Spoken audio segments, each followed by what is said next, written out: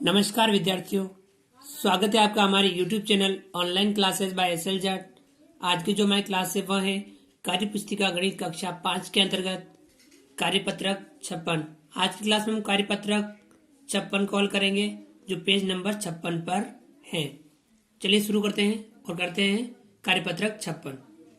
विद्यार्थी का नाम, सभी विद्यार्थी यहाँ पर अपना अपना नाम लिखेंगे। दिनांक, सभी विद्यार्थी आज की दिनांक यहाँ पर लिखेंगे। इस कार्यपत्रक 56 के अंतर्गत अधिगम क्षेत्र मापन की समझ, जिसमें भार के बारे में हम अध्ययन कर रहे थे, इसमें अधिगम बिंदु है भार मापन की मानक इकाइयों के दैनिक जीवन में अनुप्रयोग की समझ बनाना। हम भार मापन की जो मानक इकाई है उनका दैनिक जीवन में अनुप्रयोग करने की समझ बनाना, इसके बारे में आज हम अध्ययन करेंगे, इसके बारे में समझेंगे। चलिए शुरू करते हैं और समझते हैं आज की क्लास में भार मापन की मानक इकाइयों के दैनिक जीवन में अनुप्रयोग।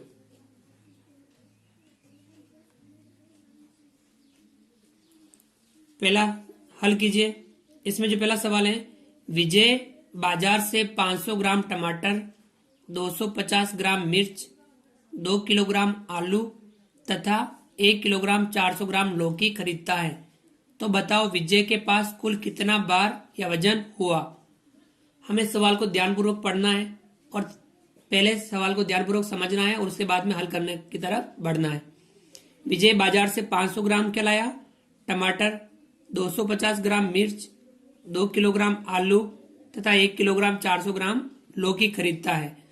अब ये जो जितना भी वजन था, इन सभी वजनों को जोड़ लेंगे तो विजय के पास कुल कितना भार या वजन हुआ वह हमें प्राप्त हो जाएगा।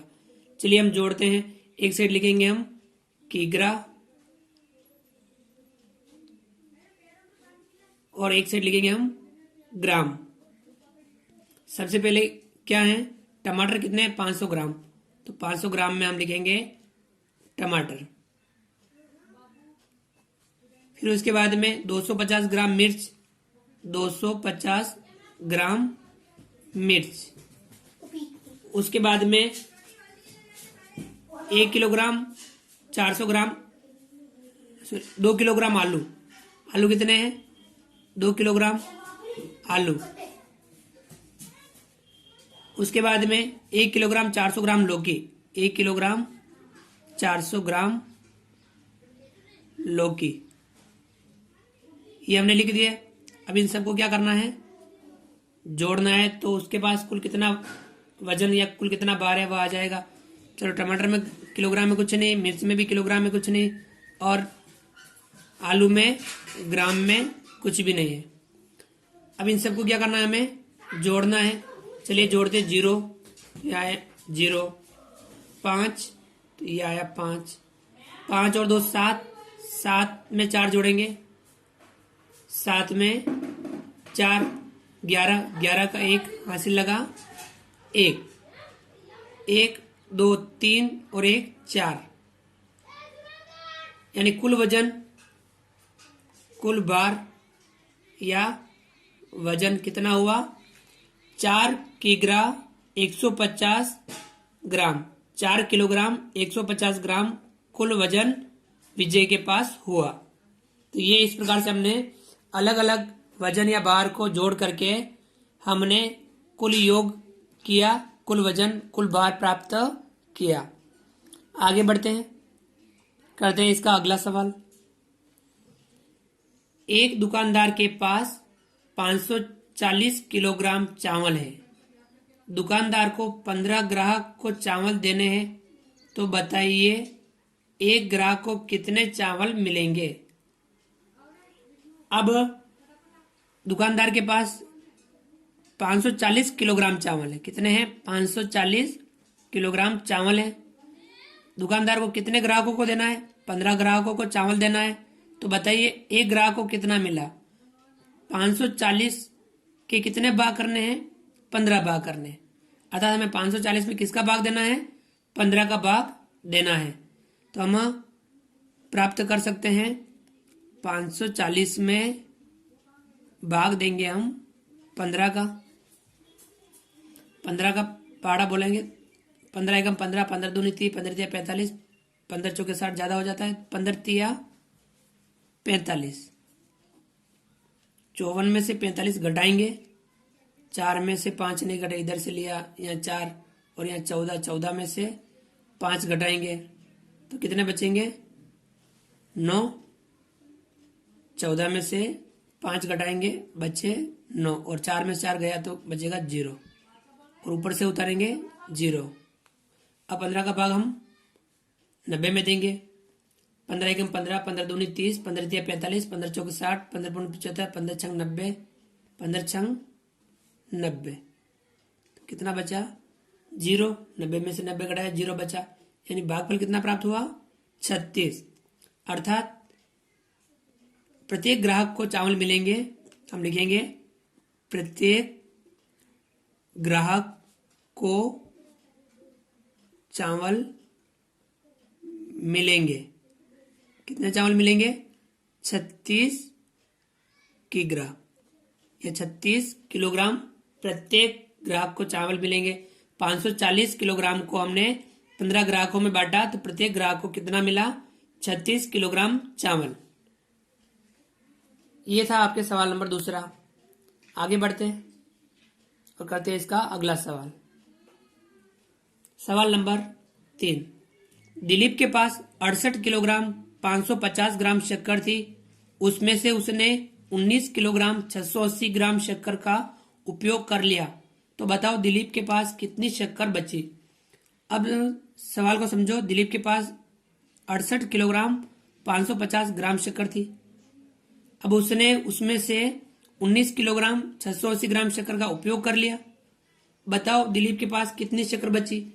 पहले कितनी थी, उपयोग कितना किया, यदि वह घटा देंगे तो दिलीप के पास कितनी शक्कर बची वो प्राप्त हो जाएगी। चलिए करते हैं। किलोग्राम, किलोग्राम को हम शॉर्ट में किग्रा भी लिख सकते हैं, और ग्राम। पहले शक्कर कितनी थी 68 किलोग्राम 550 ग्राम शक्कर थी, शक्कर थी 68 किलोग्राम 550 ग्राम।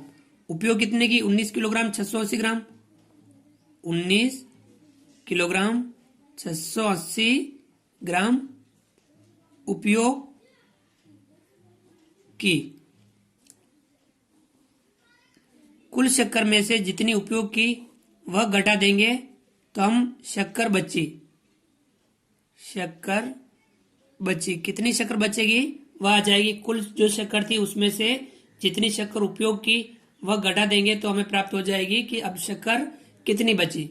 घटाते हैं, 0 में से 0 घटा 0, 5 में से 8 नहीं घटे, तब यहां से यहाँ बचा 4, यहाँ हो गया 15, 15 में से घटाया 8 तो कितना बचा 7, 15 में से 8 घटाने पर 7 बचा।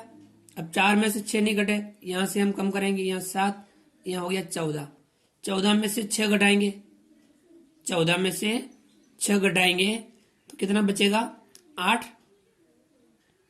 अब आगे बढ़ते हैं। 7 में से 9 नहीं घटे, यहां से कम करेंगे 5, यहाँ हो जाएगा 17, 17 में से 9 घटाएंगे तो कितना बचेगा 8 और 5 में से 1 घटाएंगे बचेगा 4।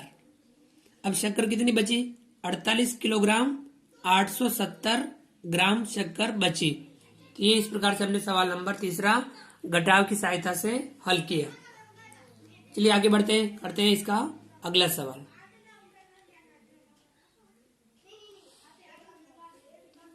सवाल नंबर 4। राधा को अपने मित्रों व रिश्तेदारों को प्रति 6 किलोग्राम लड्डू के 142 पैकेट बांटने हैं, तो बताइए राधा को कितने किलोग्राम लड्डू खरीदने पड़ेंगे। राधा को अपने मित्रों और रिश्तेदारों को प्रति 6 किलोग्राम लड्डू के कितने 142 पैकेट, 6 किलोग्राम लड्डू का एक पैकेट और 142 पैकेट बांटने हैं, तो बताओ राधा को कितने किलोग्राम लड्डू खरीदने पड़ेंगे। अब 6 किलोग्राम एक पैकेट में आते हैं और कितने पैकेट हैं 142 पैकेट हैं। हम 142 का गुणा 6 से कर देंगे तो हमें प्राप्त हो जाएंगे कि राधा को कुल कितने किलोग्राम लड्डू खरीदने पड़ेंगे।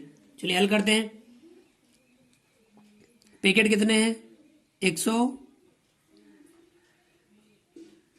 42 और गुणा किससे करना है 6 से, क्योंकि 6 किलोग्राम, कितने किलोग्राम है 6 किलोग्राम।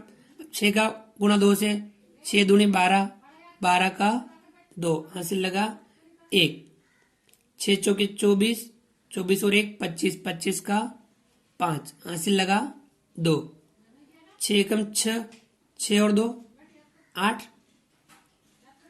तो कितना आ गया 852। तो हम लिख सकते हैं अतः राधा को लड्डू खरीदने पड़ेंगे। कितने लड्डू खरीदने पड़ेंगे 852 किलोग्राम। कितने 852 किलोग्राम लड्डू उसे खरीदने पड़ेंगे। तो विद्यार्थियों, इस प्रकार से हमने चौथा सवाल गुणे की सहायता से हल किया। तो विद्यार्थियों, आप इस प्रकार के कार्यपत्र का अभ्यास भी कीजिए, अन्य सवाल भी आप इस प्रकार से हल करने का प्रयास कीजिए, अभ्यास कीजिए। आप हमारे इस वीडियो को लाइक कीजिए। यदि आपने अभी तक हमारे इस यूट्यूब चैनल को सब्सक्राइब नहीं किया है तो नीचे दिए गए लाल रंग के सब्सक्राइब बटन को दबा करके हमारे इस यूट्यूब चैनल को सब्सक्राइब कीजिए। बेल आइकन ऑल नोटिफिकेशन के लिए दबाइए ताकि आप तक हमारे लेटेस्ट वीडियो सबसे पहले पहुंच पाए। और अधिक से अधिक वीडियो को शेयर जरूर कीजिए, विद्यार्थियों तक शेयर जरूर कीजिए। मिलते हैं अगली क्लास में नए वीडियो नए कंटेंट के साथ में।